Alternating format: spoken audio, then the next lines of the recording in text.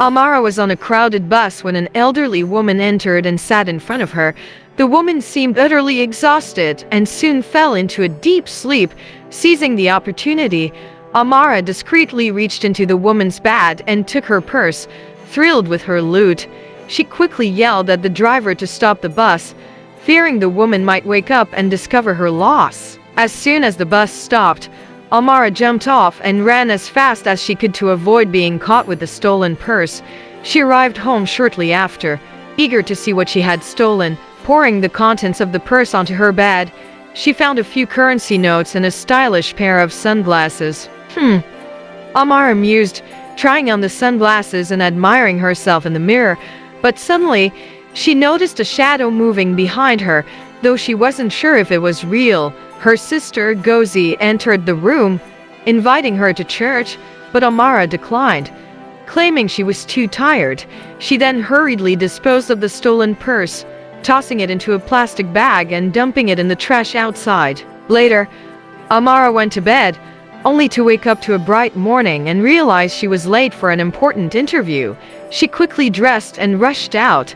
Hailing a taxi, 12 Crossway Avenue, she instructed the driver. On the way, she put on the sunglasses, trying to mask her anxiety. Suddenly, she saw a man standing in front of the taxi. Panicked, Amara screamed at the driver to stop, accusing him of driving carelessly. The driver looked at her in confusion, insisting that no one was there.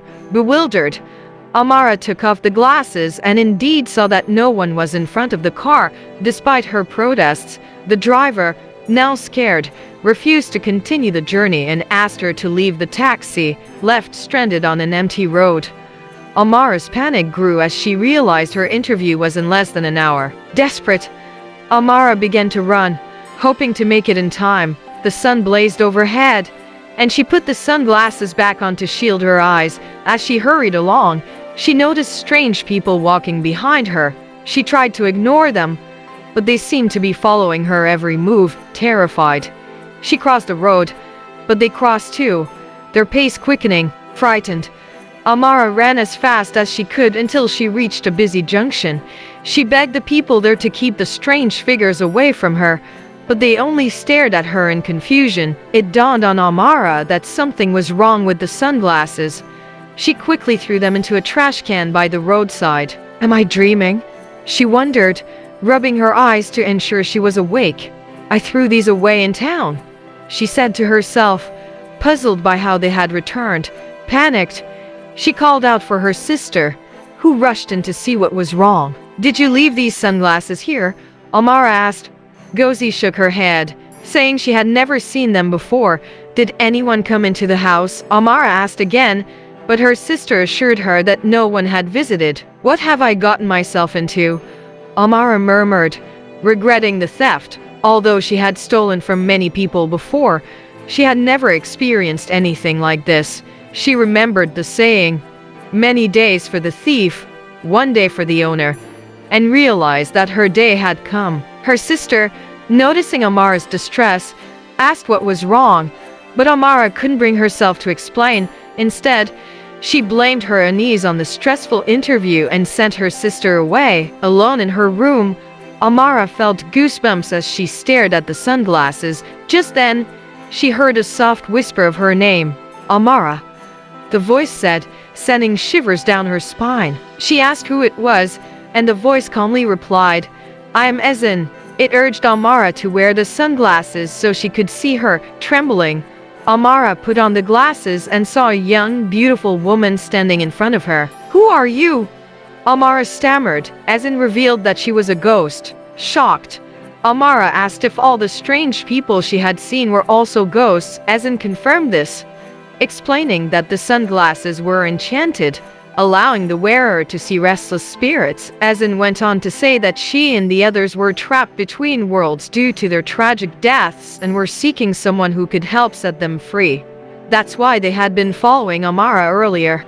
Amara, now understanding the gravity of her situation, asked Ezin what had happened to her. Ezin began to recount her story, but before she could finish, a little girl appeared, pleading for help. Please help me.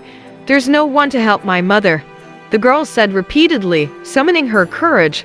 Almara asked where the girl's mother was. The little girl led them to her house, which was nearby. Inside, they found the girl's mother unconscious from a drug overdose.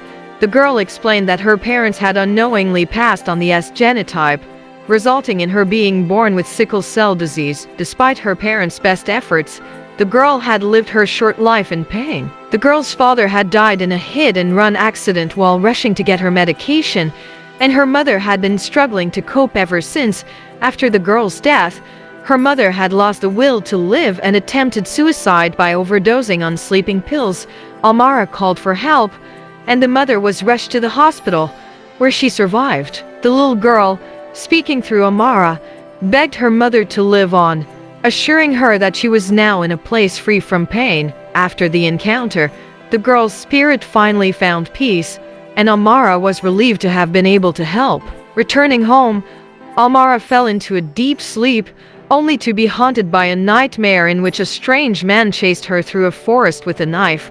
Fortunately, Gozi entered her room and saw Almara struggling in her sleep. Despite her efforts to wake her, Almara remained unresponsive, so Gozi prayed for her sister, which finally jolted Almara awake. "Almara, you need to tell me what's really going on," Gozi insisted, sensing that something was amiss, but Almara brushed it off as just a nightmare, though she knew deep down that she was hiding something. After sending Gozi away, Almara sat on her bed, terrified by the memory of the man who had chased her in the dream. Just then, Ezin's calm voice broke through her thoughts, revealing that she knew who the man was.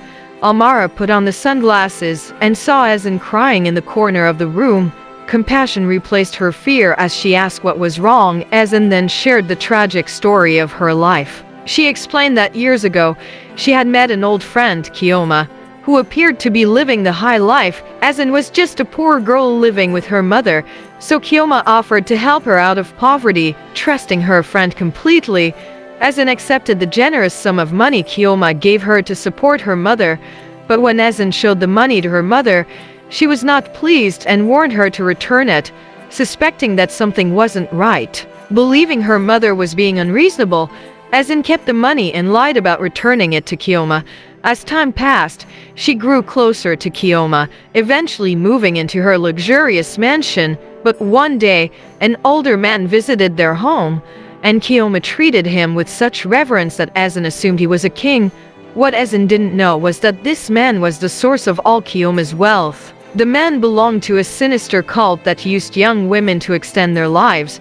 He had tasked Kioma with finding a suitable sacrifice, someone full of life, to take his place. Kioma had tricked Ezin into becoming that sacrifice. When the man looked into Ezin's eyes, she fainted, only to wake up hours later in a coffin in the middle of a forest, about to be buried alive. Ezin's voice trembled as she recounted the horror of being buried alive. She wished she had listened to her mother's warning. Now, she was a restless spirit, seeking peace. She explained to Almara that the man in her dream was the same one who had buried her.